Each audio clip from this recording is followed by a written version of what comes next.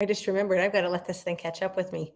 I hate that. That's annoying. But I'm going to say, since my little icon disappeared, it must have caught up. Hi, my name is Courtney, and I'm very passionate about helping women with invisible illnesses realize that you can still lead a pretty healthy and active lifestyle. It's just not going to be the one you had envisioned for yourself, but the time is going to pass regardless. And what else are you going to do about it? You can't just sit there and feel sorry for yourself, because that's not a winning proposition. Trust me. Do you know what's going to really help? Truly, what'll help you tremendously if you allow it to? Meditation.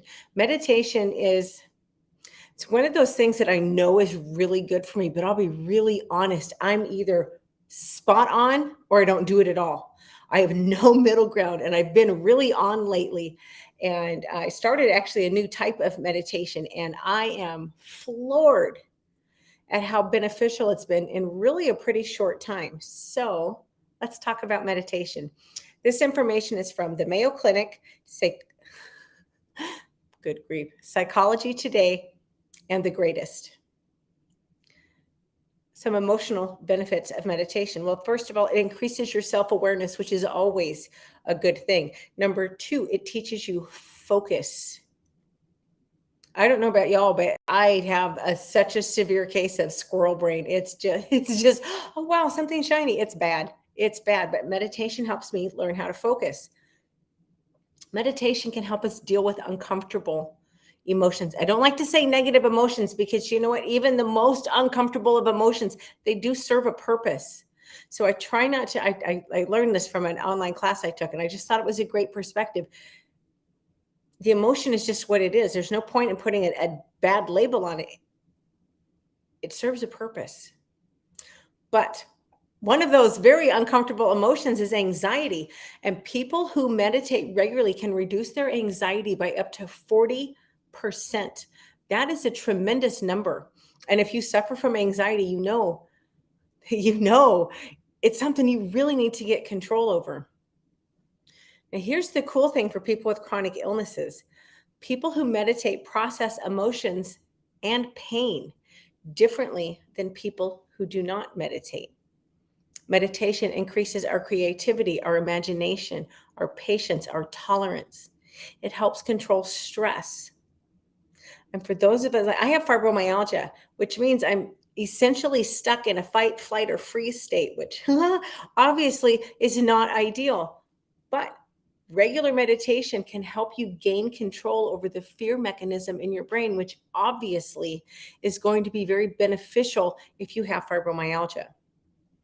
Some of the physical benefits of meditation. Now, research is ongoing, but there's a lot of evidence to suggest that meditation can help manage illnesses, including, and I got to read this because it's a long list, and this is not a complete list: anxiety, asthma, cancer, chronic pain, depression, heart disease, high blood pressure, irritable bowel syndrome, tension headaches, which plague me, sleep problems, which also plague me.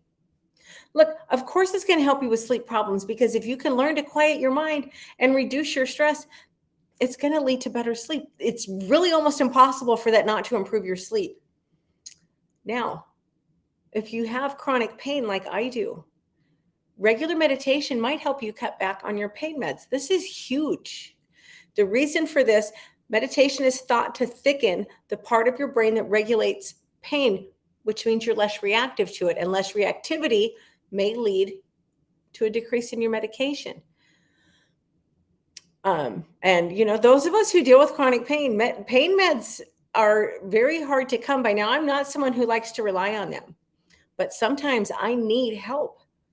And you know what? Even not liking relying on them, even though it's well charted in my record that I don't want to rely on pain meds, when I ask for them, it's terrible how, if you don't know, it's disgusting how chronic pain patients are treated anymore.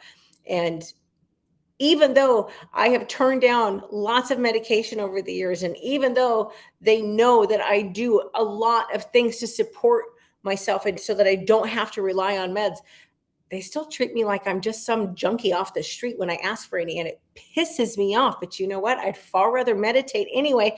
I don't have the side effects of the meds, and I don't have to go through the humiliating, dehumanizing process of begging for help that's just not going to materialize. And then something that I've really been learning from meditation that I think is super, it's cool. It's very cool. And it's really interesting.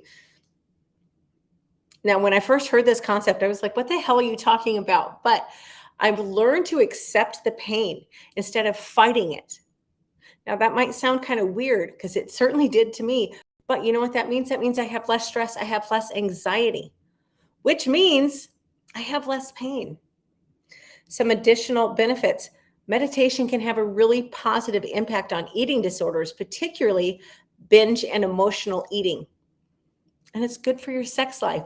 Women who meditate report good grief, report a boost in arousal and satisfaction, and they find it easier to cross the finish line.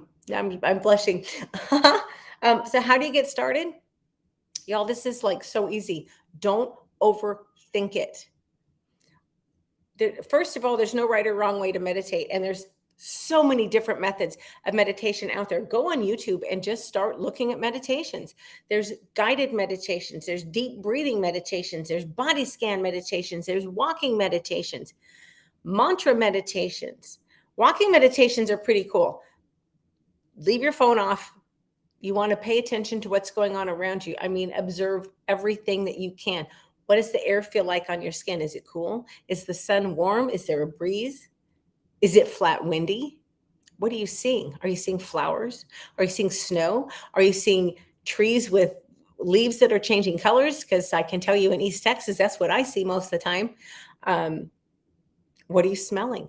The more detail you can notice, the deeper you are in meditation. The whole thing is you're going to be present, right? How can you not be present if you're noticing all the details around you? Mantra meditations. Find a quote, not a long one. Find something short that is significant to you. It can be a word, it can be several words. Just sit somewhere, set a timer, turn your phone off, turn all your notifications off. Put your phone on do not disturb, actually, is your best bet.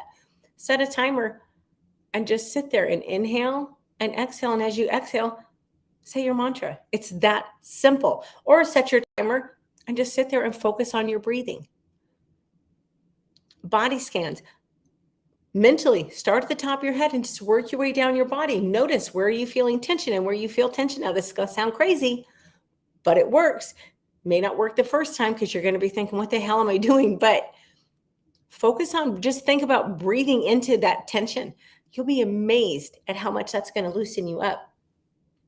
I've gotten really into tapping meditations lately, and you are literally tapping on different meridian points throughout your body. They're all in your upper body, and you have more meridians than that, but I'm sure it's for the ease of simplicity. I don't know that much about it, to be honest, but I will tell you, I have been floored at the difference these have made in a really pretty short time. I guess I've been doing them right about a month.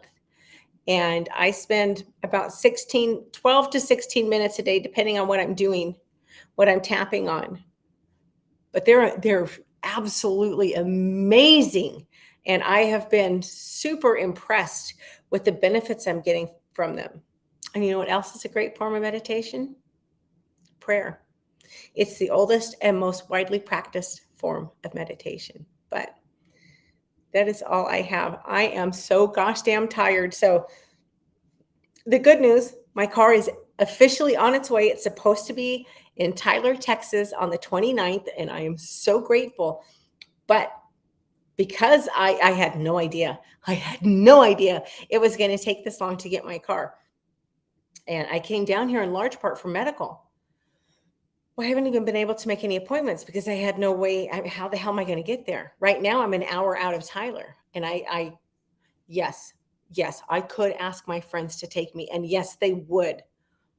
But I would never ask that.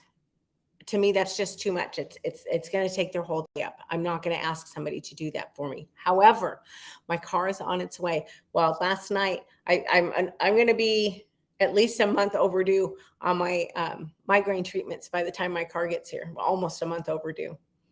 And I'm really starting to pay the price. And I was so excited last night. I was tired, not like overwhelmingly exhausted, but I was so tired. And I'm like, yes, I'm going to go to bed early. This is going to be fabulous. I fell asleep, no problem. And then around midnight, I was wide the hell awake because I had a severe migraine, and I got that under control. But anybody with fibromyalgia knows once you have a migraine, then you go into a flare. And I never got back to sleep. So I once again only had about 3 hours of sleep. And I am too freaking old to only have like 3 hours of sleep, y'all. But my car is on its way. I have started the ball rolling to get in with a migraine doctor in Tyler. And pretty excited about that, but I am exhausted. So I'm going to go. I was smart enough to get most of my evening things done earlier today so that I can go have dinner and do not much of nothing after that. But if you have any questions, drop me a line. I try to be very responsive, and I will be back Wednesday at 7.